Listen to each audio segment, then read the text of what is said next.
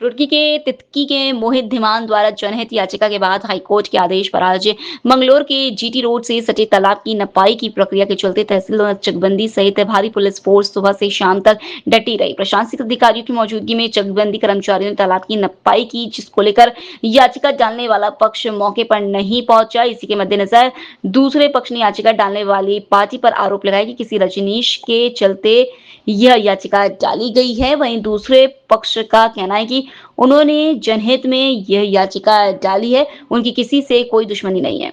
प्रशासन को एक झूठी शिकायत दी गई थी कि तालाब पर अतिक्रमण किया गया है।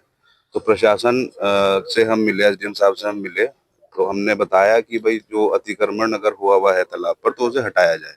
हमने खुद ही आवेदन दिया एसडीएम साहब को। तो आज जोड़ की नपाई के लिए प्रशासन यहाँ उपस्थित है एक झूठी शिकायत के चलते।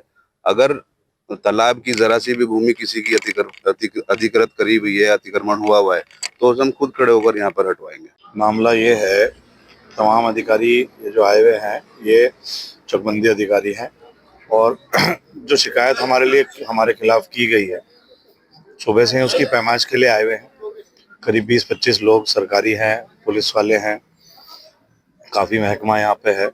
और सबसे बड़ी बात यह है कि जो हमारे शिकायतकर्ता हैं, जिन्होंने हमारी शिकायत की है, काफ़ी हम पर्सनल लोगों के बुलाने के बाद या अधिकारी के लोगों के बुलाने के बाद वो मौके पे आने के लिए तैयार नहीं है। हमें ये समझ नहीं पा रहे हैं कि वो मौके पे क्यों नहीं आना चाहते हैं। क्या उनकी शिकायत में सच्चाई नहीं है? अगर उनकी शिकायत में सच्चाई है तो अपने सामने खड़े होकर इन लोगों से पैमाइश कराएं, अपनी शिकायत को प्रूव करें कि उन्होंने सही शिकायत की है। और अगर उनकी शिकायत गलत है तो अधिकारियों से हमारी गुजारिश है उनके खिलाफ कानूनी कार्रवाई करें। उच्च न्यायालय में एक रिट याचिका आयोजित की गई थी और उसमें एक मंगलौर में एक जोहड़ है, उसके अतिक्रमण के संबंध में थी। तो उसमें अतिक्रमण को चिन्हित करने के लिए माननीय हमारे श्रीमान जो है ज्वाइंट मजिस्ट्रेट महोदय द्वारा आदेशित किया गया कि आप जाके वहाँ पर इसकी चिन्हीकरण करो और वो देखो कि किधर से अतिक्रमण हुआ है। उसकी जानकारी के लिए हम सब लोग आए थे आज। जोड़ की 1654 नंबर जोड़ की जनहित याचिका हाईकोर्ट डाल लगा रखी है। इस पर 14 आदमियों पर नोटिस भी जा चुके हैं और जो है इस पर अतिक्रमण हुआ है, सबके अलग कॉपी है हमारे पास में लगी हुई।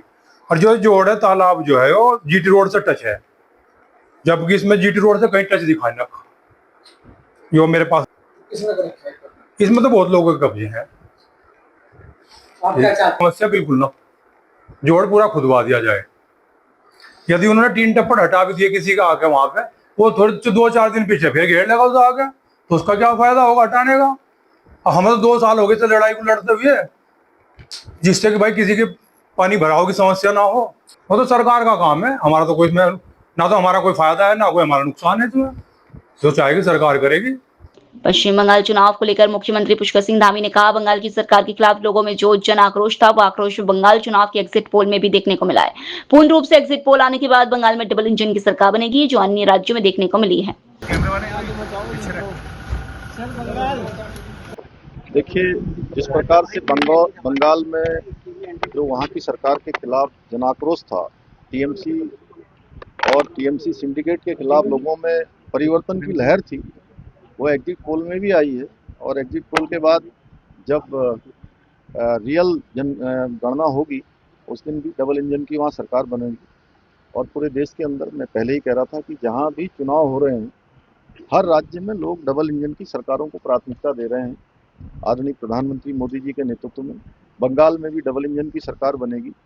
देहरादून नगर निगम की चतुर्थ बोर्ड बैठक में कई महत्वपूर्ण प्रस्तावों पर मुहर लगी है। महापौर सौरभ थपलियाल और नगर आयुक्त नमामि बंसल ने इस बैठक के बाद मीडिया से मुखातिब होते हुए शहर के विकास और जनहित से जुड़ी योजनाओं की जानकारी साझा की। महापौर सौरभ थपलियाल ने बताया कि बोर्ड बैठक में सफाई कर्मचारियों के हित में एक बड़ा फैसला लिया गया है। अब सफाई कर्मियों के मानदेय में 800 रुपए की वृद्धि की जाएगी। इसके साथ ही शहर में अवैध रूप से संचालित हुक्का बार और पब के खिलाफ सख्त कार्रवाई का प्रस्ताव पास हुआ है।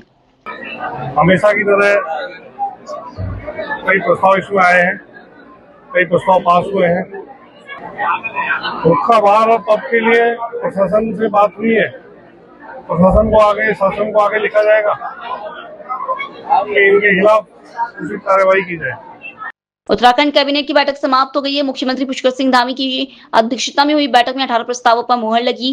कुंभ मेले के कार्यों, परिवहन, शिक्षा और वन विभाग से जुड़े अहम फैसले लिए गए। कुंभ मेला 2027 की तैयारियों को गति देने के लिए स्वीकृति प्रक्रिया सरल की गई। अब 1 करोड़ रुपए तक के कार्य मेलाधिकारी, 5 करोड़ तक गढ़वाल कमिश्नर और इससे ऊपर के कार्य शासन स्तर पर स्वीकृत होंगे। परिवहन विभाग में 250 नई बसों की खरीद को मंजूरी दी गई। जीएसटी घटने से पहले स्वीकृत 100 बसों की संख्या बढ़ाकर 109 हो गई। प्रवर्तन पर्यवेक्षक और सिपाहियों की वर्दी का निर्धारण भी किया गया है। इसमें उत्तराखंड संस्कृत शिक्षा शैक्षिक संवर्ग सेवा नियमावली 2026 को प्रख्यापित करने के बारे में अनुमति दी गई है। इसके संबंध में मैं अवगत कराना चाहूंगा कि पूर्व में प्रधानाचार्य, प्रधानाध्यापक, प्रवक्ता, सहायक अध्यापक के कुल 62 पद सृजित किए गए थे, परंतु उनकी सेवा नियमावली प्रख्यापित नहीं की गई थी, जिसकी वजह से जो अध्यापक हैं उनके प्रमोशन आदि इफेक्ट हो रहे थे। तो आज विभाग द्वारा ये नियमावली प्रस्तुत की गई, जिसपे माननीय मंत्रिमंडल द्वारा अनुमति दी गई।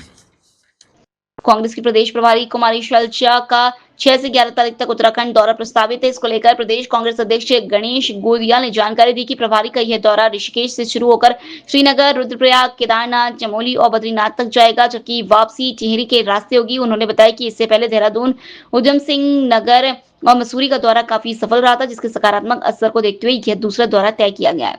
कि हमारी आदरणीय प्रभारी प्रदेश के 5 दिवसीय दौरे पर आ रही हैं।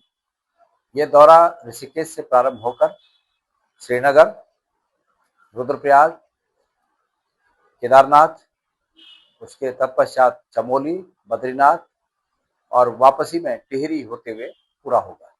मैदानी क्षेत्रों में जहां भीषण गर्मी में लोगों का जीना मुहाल किया गया है, वहीं पर्यटन नगरी मसूरी में दोपहर बाद अचानक भारी बारिश शुरू हो गई, जिससे तापमान में भारी गिरावट देखने को मिल रही है। वहीं बारिश के बाद ओलावृष्टि होने से माल रोड सहित आसपास के क्षेत्र की सड़कें सफेद हो गई। भारी संख्या में पहुंचे पर्यटक मौसम का आनंद ले रहे हैं और स्थानीय लोगों द्वारा जहां गर्म कपड़े बंद कर दिए गए थे, लेकिन अब मौसम में भारी ठंडक देखने को मिल रही है और लोगों को अपने गर्म कपड़े निकालना पड़ रहे हैं। वहीं पर्यटक बारिश में भीगकर मौसम का आनंद ले रहे हैं। मसूरी का मौसम पंचुकों से भरा है। अभी सुबह तो बहुत अच्छी धूप थी और बारिश होने लग गई और बहुत बड़े बड़े ओले गिरे हैं। यहाँ पर अनएक्सपेक्टेड बारिश शुरू हो गई है। हम लोग मॉल रोड पे घूमने निकले थे, लगा था मौसम बहुत अच्छा है, अभी अनएक्सपेक्टेड बारिश चल रही है। मेरा नाम प्रभुनाथ सिंह है, मैं उत्तर प्रदेश कानपुर से आया हूँ। मसूरी आने से पहले हमको ये नहीं लगा था कि यहाँ पे ऐसा मौसम होगा, लेकिन यहाँ पे ओले गिर रहे हैं। जितने भी टूरिस्ट आए अपना सावधान रहें, थोड़ा बहुत धीमे गाड़ी चलाएं, आराम से। आप ये चीज़ें ऋषिकेश की चर्चित विवाहिता दुष्कर्म मामले में आज न्यायालय ने अपना महत्वपूर्ण फैसला सुनाया। कोर्ट ने मामले की एक आरोपी मंजीत जौहर को बड़ी राहत देते हुए अग्रिम जमानत दे दी है, जबकि दूसरे आरोपी मानव जौहर की मुश्किलें कम होने का नाम नहीं ले रही है। न्यायालय में चली लंबी सुनवाई के बाद दोनों पक्षों की दलीलों को गंभीरता से सुना गया। इसके बाद कोर्ट ने मंजीत जौहर को कुछ शर्तों के साथ अग्रिम जमानत प्रदान की। कोर्ट ने स्पष्ट निर्देश दिए हैं कि आरोपी को जांच में पूरी तरह सहयोग करना होगा और वह किसी भी स्थिति में साक्ष्यों व गवाहों को प्रभावित करने का प्रयास नहीं करेगा। कोर्ट ने मानव जौहर की अग्रिम जमानत याचिका को खारिज कर दिया। याचिका खारिज होने के बाद अब पुलिस के लिए मानव की गिरफ्तारी का रास्ता पूरी तरह साफ हो गया है। एक प्रकरण है जो 376 का है, जिसमें मैं विक्टिम साइड से हूँ। काफ़ी चर्चित मामला है और इसमें एंटीसिपेटरी लगी हुई थी। एक्यूज नंबर 1 की एंटीसिपेटरी कोर्ट ने ग्रांट करी है कुछ कंडीशंस पे। एक्यूज नंबर 2 जो है उसकी रिजेक्ट हुई है और एक्यूज नंबर 3 जो इसमें है वो ऑलरेडी जेल में है और SIT जांच कर रही है, जिस जांच से हम संतुष्ट हैं।